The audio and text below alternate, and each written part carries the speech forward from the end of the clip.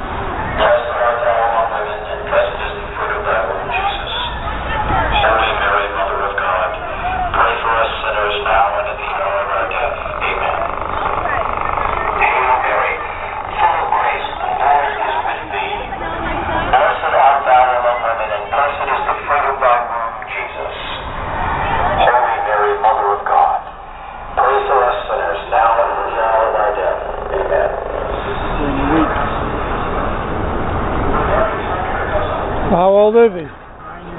9 years, wow. Looks like he's about 2 months.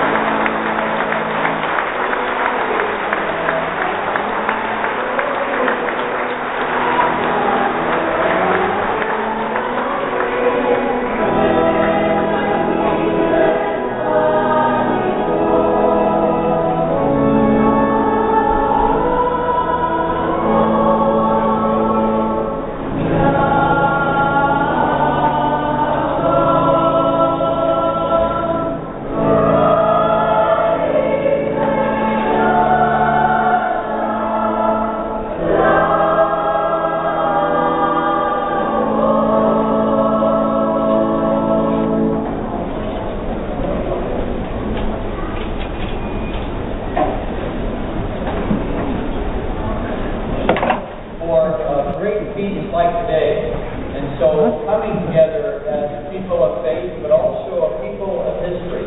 Let us keep in mind in this Eucharist that the Lord continues to walk with us. Just as we had procession today, the Lord is one who processes and accompanies us. Let us call to mind our sins, but also God's grace as we take the next step of our journey.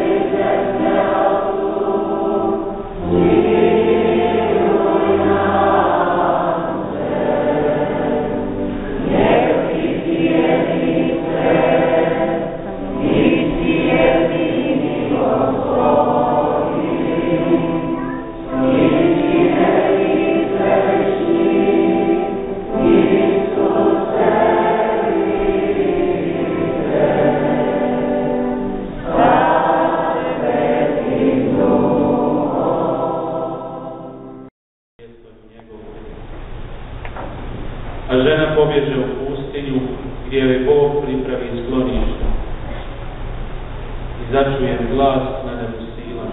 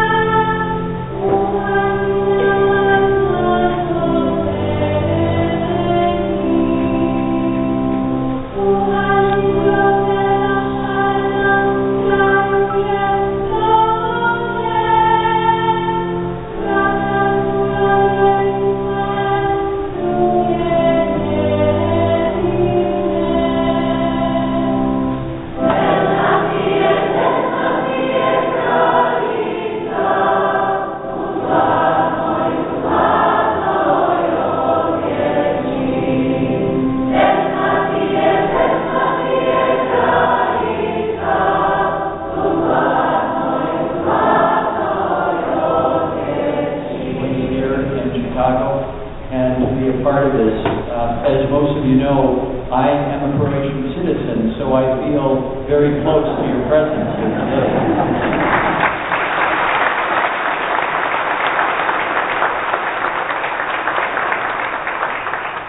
And I also want to thank and welcome our Grand Marshal and his family, Mata Kovacevic, for honoring us today in his leadership. Thank you.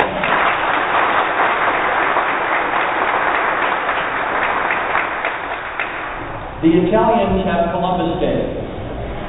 The Irish have St. Patrick's Day. Croatians, we have Velika Gospa. Now, I don't know about you, Columbus was an important man, an important figure, and surely St. Patrick was a very important saint. But I'd rather have Mary as the one that we honor as part of our heritage.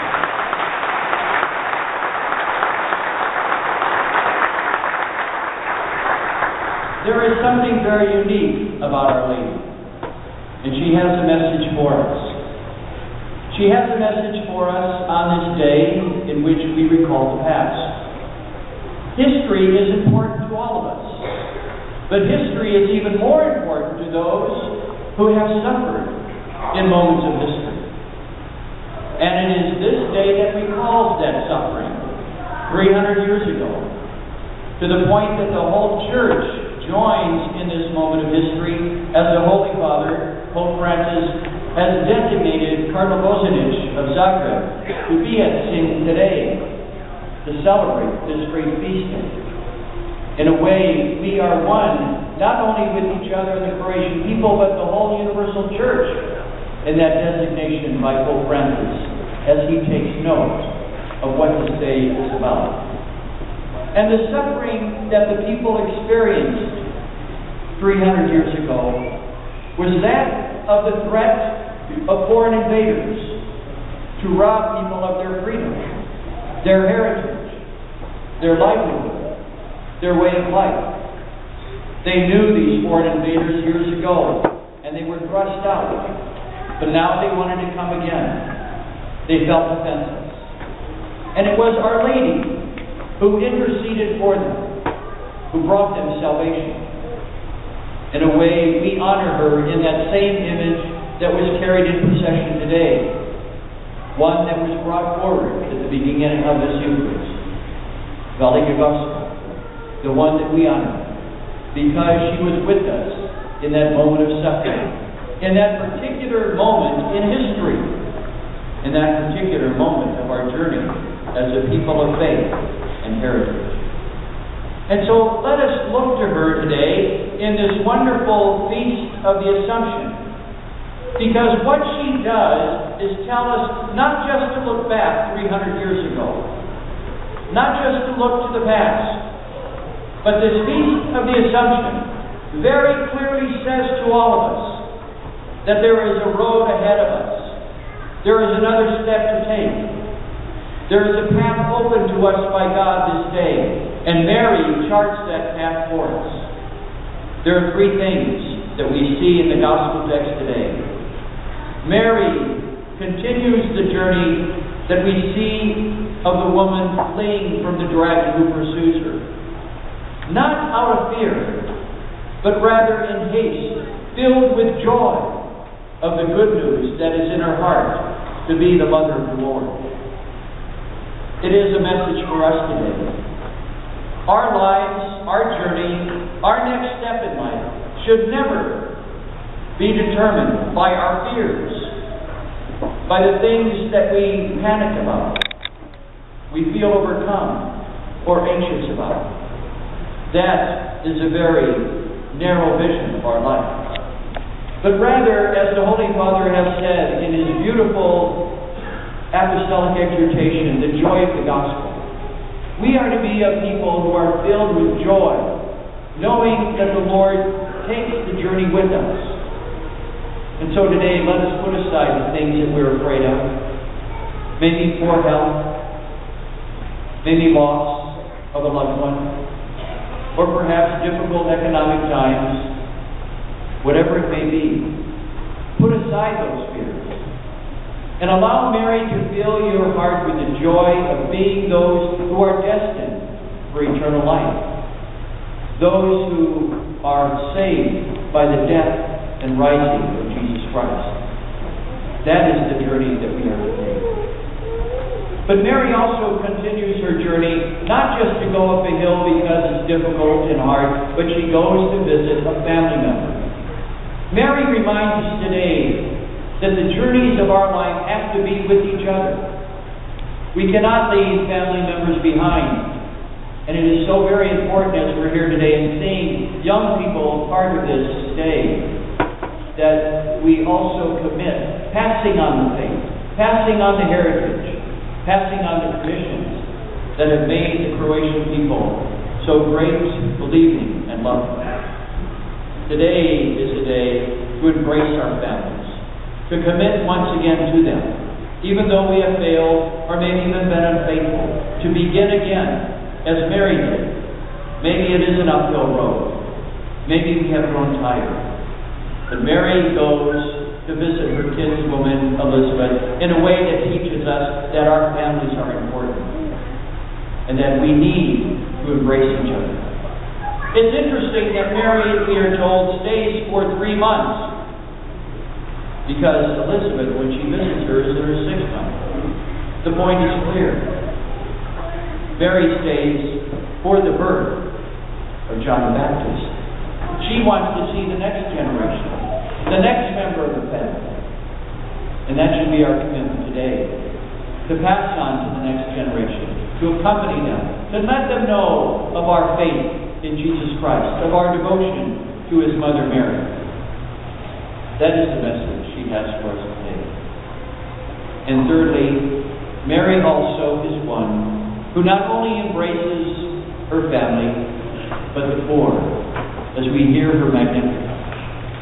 It's important to remember that 109 years ago, this feast day began here at this parish among the Croatian people because they were immigrants who needed the sense of solidarity and support that they could give to each other. The original society of the Dalmatian family members bonded together in a way to provide insurance and help, maybe even loans to one another, in order for their lives to take on a new future. The immigrant people here always reached out to each other, always cared about the poor. That too is a part of our heritage today. And so we should have a commitment to those who are the new immigrants, whether they be Croatian or Polish, Mexican or Asian. We have a solidarity with them. Mary is with them. She is with the poor, with those who are on the journey. So today, as we honor Our Lady, this Velika Gospa, it's an opportunity, yes, to recall 300 years ago and the salvation she brought to the people of sin. But it is also an invitation she offers us to take the next journey, the next step in our journey of life, and to realize that it is a journey that only ends in eternity. And that is the source of our joy that makes us run in haste to embrace our families, but also to help the poor. Yes, I'm glad we have Our Lady to celebrate today. Columbus is important, so is St. Patrick, but no one